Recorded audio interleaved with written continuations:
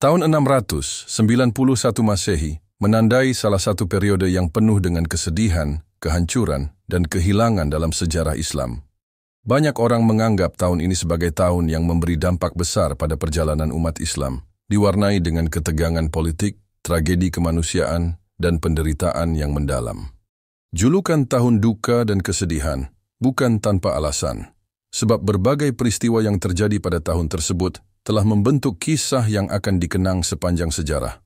Untuk memahaminya, kita harus menggali lebih dalam sejarah dunia Islam pada saat itu. Sebuah sejarah yang penuh dengan perjuangan, ketegangan, dan tragedi besar yang melanda umat Islam. Tahun 691 Masehi tidak hanya mencatatkan perjalanan politik yang penuh kontroversi, tetapi juga tragedi kemanusiaan yang mengguncang hati banyak orang. Pada saat itu, dunia Islam berada dalam pergolakan hebat, tidak hanya karena ketidakstabilan politik, tetapi juga karena perpecahan yang semakin dalam antar kelompok-kelompok besar umat Islam. Tahun ini menjadi penanda bagi berakhirnya beberapa momen penting dalam sejarah, serta awal dari babak-babak penuh tantangan yang harus dihadapi oleh umat Islam.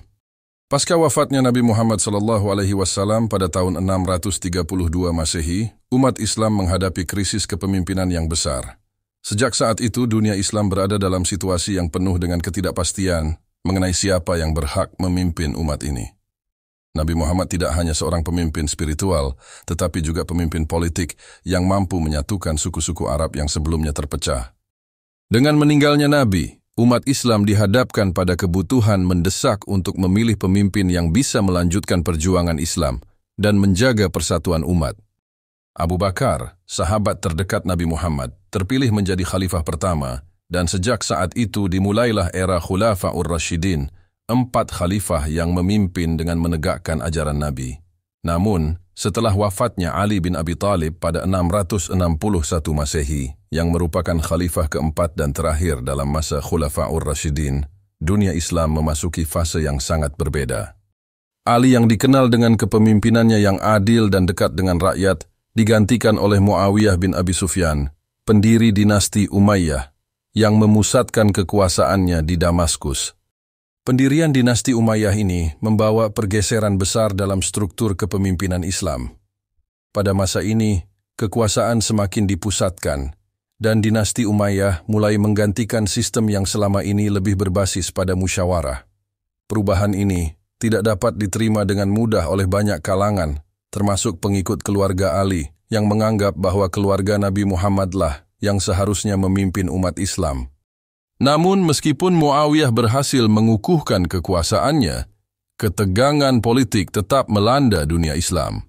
Keluarga Ali dan pengikutnya, yang dikenal dengan nama Syiah, tetap mempertanyakan legitimasi kekuasaan Umayyah, dan ini menciptakan ketegangan yang terus berkembang hingga abad ke-7. Ini juga menjadi latar belakang dari peristiwa-peristiwa tragis yang akan terjadi pada tahun 691 Masehi. Salah satu peristiwa paling penting yang mewarnai tahun 691 Masehi adalah tragedi Karbala yang terjadi pada tahun 680 Masehi. Tragedi ini menjadi simbol perjuangan melawan ketidakadilan, serta menjadi pembuka luka yang mendalam bagi umat Islam, terutama bagi mereka yang mendukung keluarga Nabi Muhammad, yakni keluarga Ali. Husain bin Ali, cucu Nabi Muhammad, menentang pemerintahan Yazid bin Muawiyah yang dianggapnya tidak memenuhi syarat untuk memimpin umat Islam. Yazid, yang memimpin pada masa ini, dianggap telah menyimpang dari ajaran Nabi, dan pengangkatannya sebagai khalifah dianggap sebagai hasil dari kekuasaan yang tidak sah.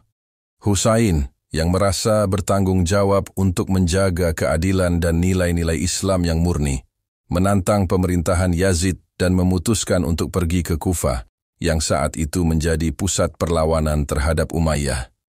Namun, ketika Husain dan pengikutnya sampai di Karbala, mereka menghadapi pasukan besar dari Yazid. Dalam pertempuran yang terjadi pada 10 Muharram 680 Masehi, Husain bersama dengan sebagian besar pengikutnya dibunuh dengan sangat kejam. Tragedi ini meninggalkan luka mendalam bagi umat Islam, khususnya bagi kelompok Syiah, yang melihat peristiwa ini sebagai puncak dari ketidakadilan yang dilakukan oleh pemerintah Umayyah. Husain tidak hanya seorang pemimpin politik, tetapi juga simbol moralitas, keteguhan iman dan keadilan dalam Islam. Tragedi Karbala menciptakan pembelahan dalam umat Islam yang masih terasa hingga hari ini. Bagi sebagian besar umat Islam, Karbala bukan hanya sekadar pertempuran fisik, tetapi juga pertempuran moral yang menggambarkan perjuangan untuk menegakkan nilai-nilai kebenaran. Meskipun tragedi ini terjadi pada tahun 680, dampaknya tetap terasa hingga tahun 691 Masehi. Perpecahan yang semakin dalam dan semakin intens antar kelompok yang mendukung keluarga Ali dan mereka yang setia kepada pemerintahan Umayyah membawa umat Islam ke dalam masa-masa penuh penderitaan.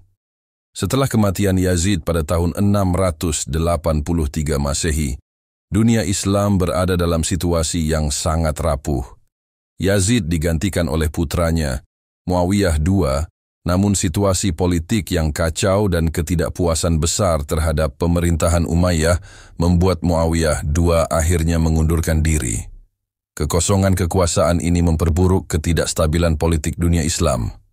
Para pembesar dan tokoh-tokoh penting mulai saling berkonflik untuk merebutkan kekuasaan yang mengarah pada perpecahan yang lebih luas.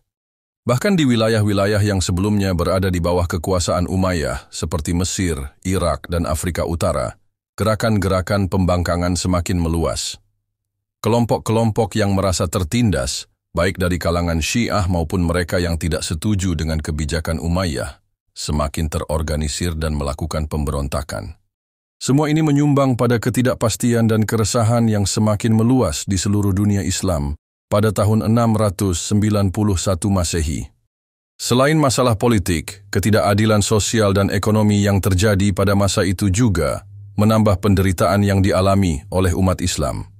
Meskipun pemerintahan Umayyah berhasil memperluas wilayah kekuasaan mereka hingga mencapai ujung dunia yang dikenal pada masa itu, namun kemakmuran ini tidak merata. Sementara kelas penguasa dan keluarga kerajaan hidup dalam kemewahan, rakyat biasa, terutama dari kalangan miskin dan terpinggirkan, hidup dalam kesulitan. Kesenjangan ekonomi yang semakin lebar, ditambah dengan pemerintahan yang otoriter dan tidak adil, menambah ketidakpuasan masyarakat terhadap pemerintah. Pada saat yang sama, dunia Islam menghadapi berbagai masalah sosial, seperti ketegangan antara Arab asli dan penduduk non-Arab yang baru memeluk Islam, serta ketidaksetaraan dalam distribusi kekayaan. Semua ini menciptakan ketidakstabilan yang semakin parah, membuat tahun 691 Masehi menjadi titik puncak dari kesedihan yang mendalam bagi banyak umat Islam. Tahun 691 juga ditandai dengan kehilangan tokoh-tokoh besar dalam sejarah Islam yang meninggalkan kekosongan besar dalam dunia keilmuan dan kepemimpinan. Di antara tokoh-tokoh tersebut adalah beberapa sahabat Nabi yang terkenal karena peran mereka dalam penyebaran Islam dan penerjemahan ajaran Nabi. Dengan meninggalnya mereka, umat Islam merasa kehilangan arah dalam mengartikan ajaran-ajaran Nabi yang semakin sulit dipahami tanpa bimbingan langsung dari para sahabat yang lebih tua. Kehilangan besar ini memperburuk suasana hati umat Islam. Banyak yang merasa bahwa tanpa bimbingan dari tokoh-tokoh besar ini, umat Islam akan semakin terperosok dalam perpecahan dan kerusakan. Perasaan kehilangan yang mendalam ini menambah berat beban yang harus ditanggung oleh umat Islam pada masa itu.